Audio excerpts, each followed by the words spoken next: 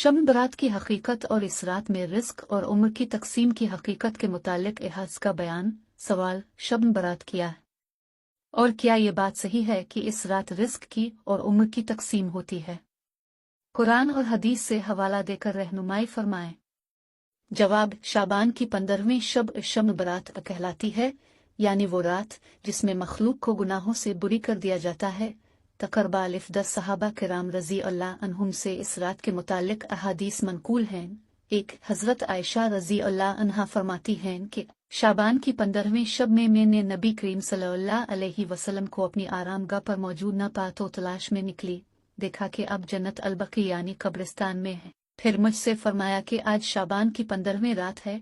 इस रात में अल्लाह ताला आसमान दुनिया पर नुज़ूल फरमाता है और कबीला बनी कलब की बकरियों के बालों की तादाद से भी ज्यादा गुनाहगारों की बख्शिश फरमाता है। दूसरी हदीस में है, इस रात में इस साल पैदा होने वाले हर बच्चे का नाम लिख दिया जाता है। इस रात में इस साल मरने वाले हर आदमी का नाम लिख लिया जाता है।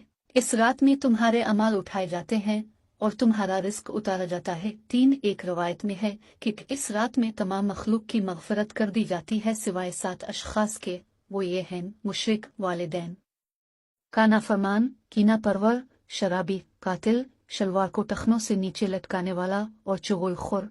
इन 7 अफराद की इस अजीम रात में भी मग़फ़िरत नहीं होती जब तक कि ये अपने जराइम से तौबा न कर लें। 4, हज़रत अली रज़ी अल्लाह अन्हु से एक रवायत में मनकूल है कि इस रात में इबादत किया करो और दिन में रोज़ा रखा करो। इस रात सूरज गुरूब होते ही अल्लाह ताला अपने बंदों की तरफ मुतवज्जे होते हैं और ऐलान होता है, कौन है जो गुनाहों की बख्शिश करवाए, कौन है जो रिस्क में वुसअत तलब करे, कौन मुसीबत ज़दा है जो मुसीबत से छुटकारा हासिल करना चाहता हो।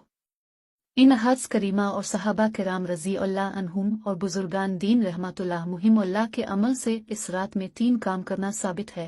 1, कब्रिस्तान जाकर मर्दों के लिए आसान सवाब और मग़फ़िरत की दुआ की जाए।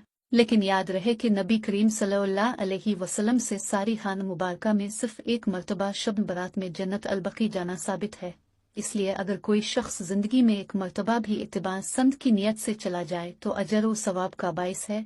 लेकिन फूल पत्तियां, चादर चढ़ावे और चरागाह का एहतमाम करना और हर साल जाने को लाजिम समझना, इसको शब बरात के अरकान में दाखिल करना ठीक नहीं है।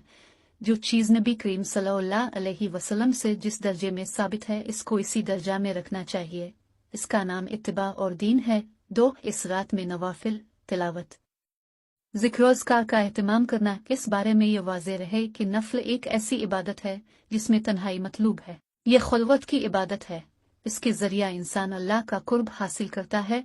लिहाजा नवाफिल वगैरह तन्हाई में अपने घर में अदा करके इस मौका को गनीमत जाने। नवाफिल की जमात और मखसूस तरीका अपनाना दुरुस्त नहीं है। ये फजीलत वाली रातें शोरो शगब और मेले इज्तिमा मुनक़्क़िद करने की रातें नहीं हैं, बल्कि गोश तन्हाई में बैठ कर अल्लाह से ताल्लुकात उस्तवार करने के कीमती लम्हात हैं।